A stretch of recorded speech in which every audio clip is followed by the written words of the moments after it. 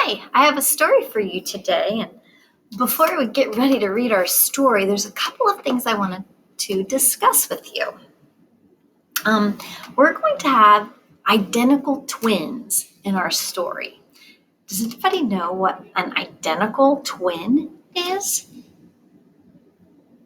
Okay, well, I have twins at my house, Taylor and Brady, but they're not identical twins. They don't look alike.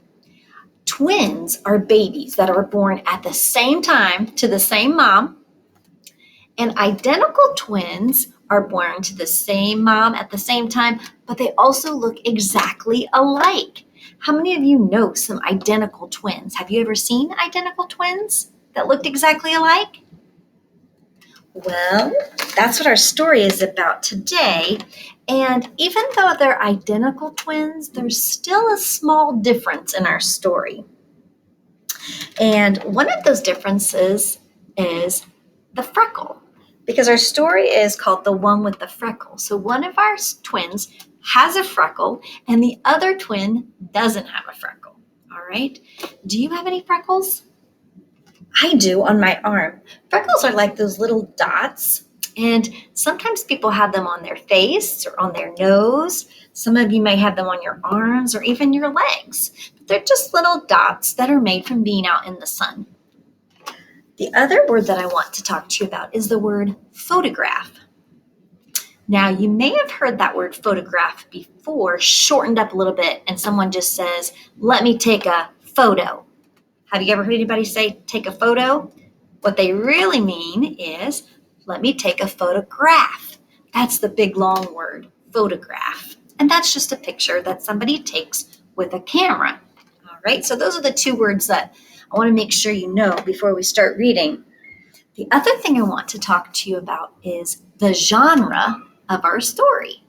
Now, we've talked about some genres before. We've talked about poems, and we've talked about fiction. When we did The Kissing Hand is a fiction story. It didn't really happen. It couldn't really happen because raccoons don't go to school and they don't talk. And we've read poetry before. This is the genre of realistic fiction. Realistic fiction means it could happen. It has some very real things about it.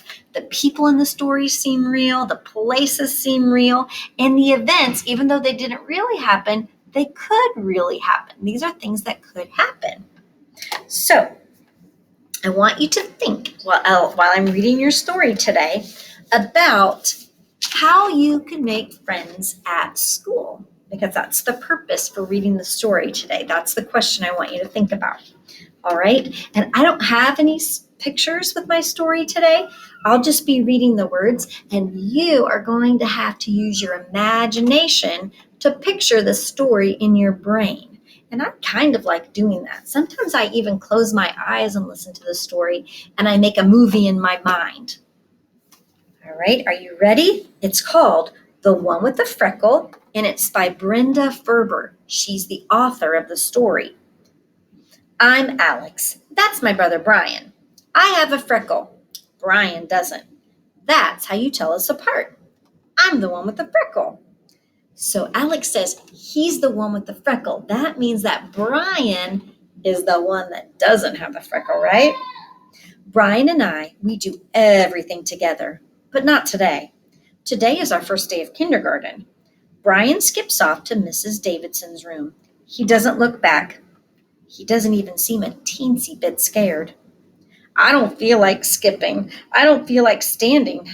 I feel like I just ate a bad bologna sandwich. My backpack is heavy because I have crayons and glue and 6 pencils and 2 folders and 2 notebooks and 1 photograph of me and 1 photograph of Brian, just in case. All right, so he said he had 1 photograph of him. That means a picture that someone has taken of him, right? My teacher, Mrs. Olson, tells us to tape our photographs onto our cubbies, right below our names. I dig in the picture out of my backpack, but this one's not me, it's Brian. I look at his picture and I try to feel brave. "Oh, what a nice picture," says Mrs. Olson. She hands me a piece of tape. She doesn't see the missing freckle. Maybe nobody will. I tape Brian's picture right below my name. We sit on the rug. Mrs. Olson starts talking. I look around the room. Does Brian's room look just like mine? It's not that different from our preschool. All of a sudden, I hear Mrs. Olson say something about recess. Something about having recess with the other kindergartners at 10:30. At recess, I can play with Brian. After rug time, Mrs. Olson takes us on a tour of the school. We count crackers and math, then we eat them. Mrs. Olson reads us a funny story about a dog that's getting ready for kindergarten. I barely have time to miss Brian. But then it's time for free play. I look around the room. Here comes that bad bologna sandwich feeling again. Kids are playing on the computers. Kids are building with blocks. Kids are coloring. Everyone has a friend. I miss Brian. Now, what makes Mrs. Olson seem like a teacher you may know? Like, it's realistic fiction. That means it really could happen. So what makes her as a character seems like someone that you know? Because she reads funny stories to the class. She's reading books to the class, just like a real teacher would. I sit on the rug by myself. I looked at the big clock at the wall. Too bad I can't tell time. Will recess ever come? After the skinny hand goes around a couple of times, Mrs. Olson sits down next to me. You know, Alex, she says, there are only 15 minutes until recess. Maybe you would like to help Zachary with that puzzle. Zachary is sitting at one of the round tables. He's trying to fit two pieces together that just don't go. He could definitely use my help. Okay, I say. Finally, recess. I'm on a mission to find Brian. I climb to the top of the jungle gym. I can see the whole playground from up there. No Brian. Now, this is realistic fiction. So what makes this school seem like your school? Right, you have a playground just like the school in the story. Hey, Zachary. Hey, says Zachary, climbing up behind me. Can you do this? He swings across the monkey bars. No problem, I say. I swing across too. Then I hang upside down. Ooh, ooh, ee, ee, ah, ah, I say, screeching like a monkey. Zachary starts laughing. He acts like a monkey, and I start laughing. Zachary points to the tire wing and says, come on, let's get dizzy. Well, I'm kind of looking for someone, I say. Zachary shrugs. Suit yourself, he says. He heads off toward the tire swing. I take one last look around the playground. This time, I see Brian. He's digging in the sandbox with a curly-haired boy I don't know. Hey, Brian, I call. Brian smiles, and he waves at me. I start off toward my brother, but then I hear Zachary. He's laughing really hard.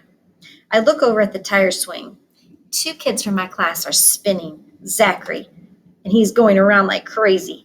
I bet I can push him faster than that. Hey, Zachary, I call. Wait up. I'll show you my tornado spin. After recess, we go to our cubbies to get our lunches. I look at Brian's picture. Hi, I whisper. We'll play after school, okay? Then I take down Brian's picture and I put the one of me up there. I like it, having the freckle right where it belongs. All right. So, whoops, there we go.